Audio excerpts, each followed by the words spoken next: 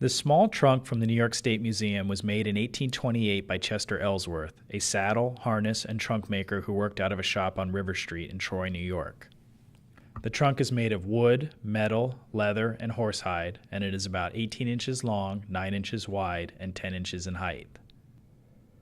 The obvious reason it was included in this exhibition is due to the fact that it is lined with a very interesting circus broadside. Troy, which is on the Hudson River just north of Albany, was one of the primary venues for traveling circuses and menageries in the 1820s, particularly after the Erie Canal opened in 1825. The trunk is lined with a broadside that advertises a May 1828 circus performance at a temporary, newly constructed arena on 4th and Division Streets.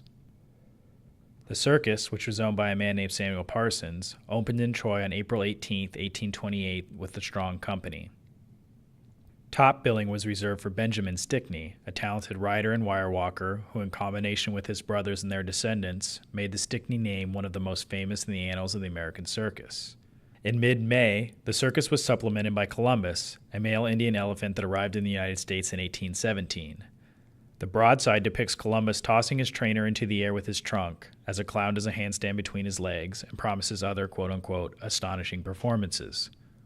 This sort of combined menagerie and circus performance was a relatively recent innovation, as up until this time they were distinctly different forms of entertainment that were more often seen separately than in combination. More likely than not, given Chester Ellsworth's line of work, he did some work for the show when it was in Troy.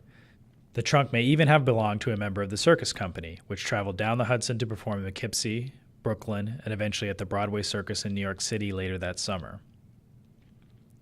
Whatever the case of its ownership, the trunk is a useful metaphor for what was rapidly becoming the defining feature of the American circus, its mobility.